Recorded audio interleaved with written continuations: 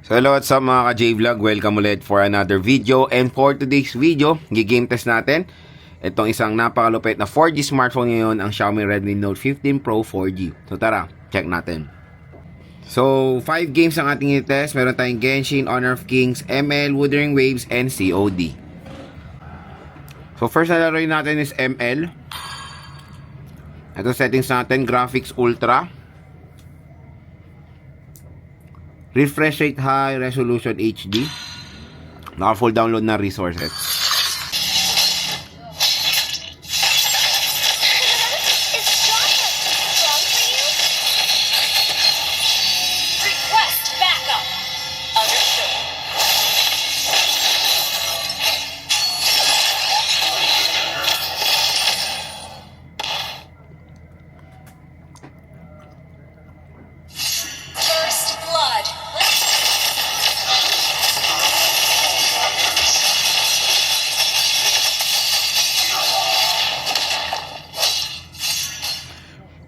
So pagdating sa Mobile Legends, so far okay naman. Smooth naman yung performance dyan ng Xiaomi Redmi Note 15 Pro 4G. Nakakalaro naman tayo na mabuti mga idol. Smooth siya at napakalaking tulong talaga ng AMOLED display habang naglalaro kayo kasi grabe detail ng graphics, sobrang ma-appreciate nyo. Yan, no? Sobrang smooth niya dito sa Xiaomi Redmi Note 15 Pro. This is Honor of Kings. Settings, FPS high, resolution ultra.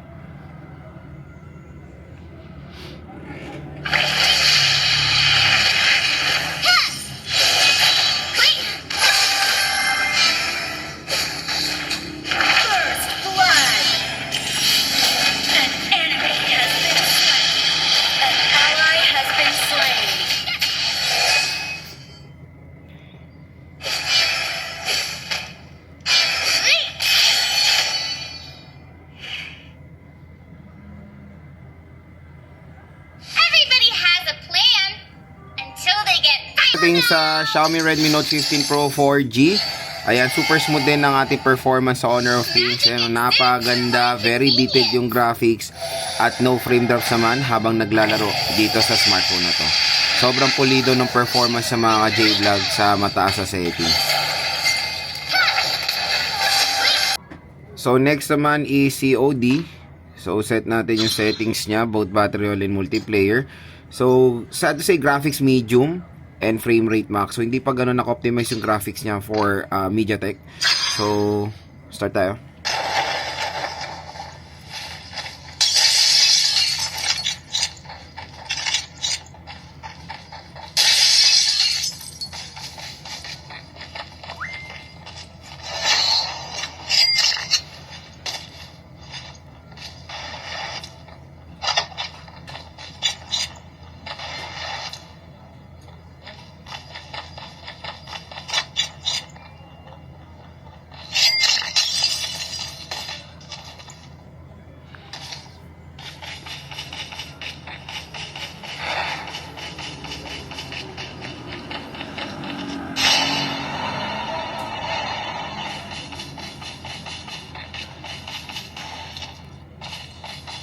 COD battery, in fairness naman, kahit na medium graphics siya, malaking tulong nga yung AMOLED display nito and smooth siya mga J-Vlog sa movement niya sa max frame rate.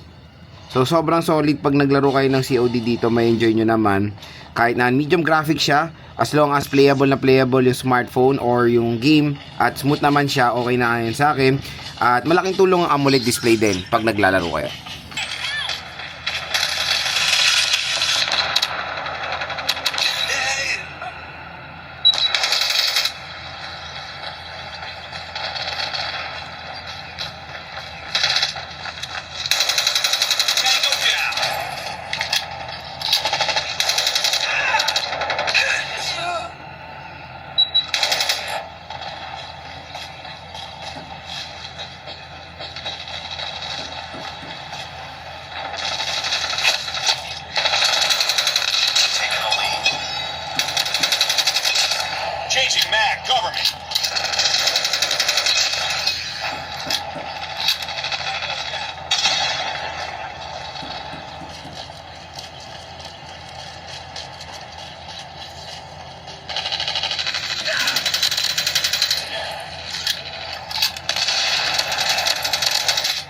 So pagdating sa COD multiplayer, mas maganda performance nito. Sa Battle Royale, mas smooth siya.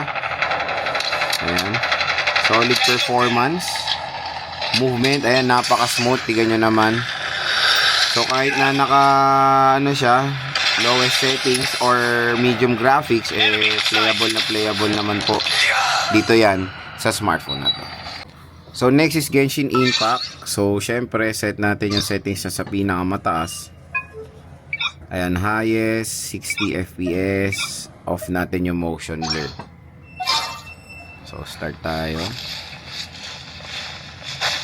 Try natin makipag-battle. Ayan, may mga slow movement pero na-handle. Ganda talaga pag select nyo sa high. Grabe detailed yung graphics niya. Tapos ang laking tulong pa nung AMOLED display. Pero as you can see naman, ayan, nakakalaro naman tayo. Playable po dito sa Redmi Note 15 Pro 4G ang Genshin sa mataas sa settings. Ayan, solid. May mga few frame drops pero manageable naman sa mga idol. Nakakalaro naman tayo kahit pa paano. Ayan, solid.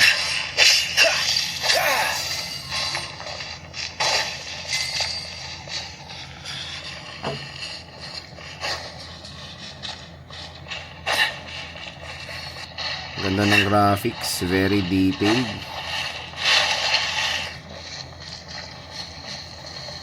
Ayan.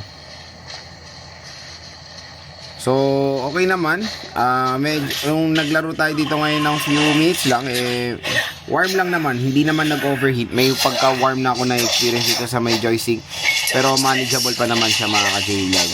Pero yung nakakatuwa na itong Note 15 Pro 4G ay super ganda ng performance niya sa Genshin Impact. Playable na playable po mga idol. Tingnan nyo naman. Settings niya. So naka-overclock siya. Resolution high. Graphics na custom eh. So performance lang tayo. Pero i-high natin yung reso. Tingnan natin. Apply and leave. Okay. Let's check. Ito for me, mas mabigat to sa Genshin eh. Kaya tingnan natin.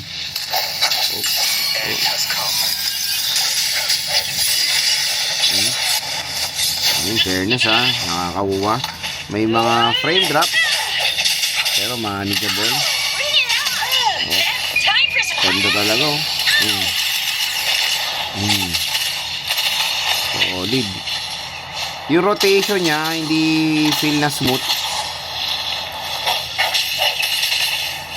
Pero yung pagiging playable niya always naman. Sa graphics, yan, nakaka-boost din talagang AMOLED. Pero as you can see naman, nakaka-battle naman tayo kahit paano sa WUWA. Dito sa Xiaomi Redmi Note 15 Pro. Boom.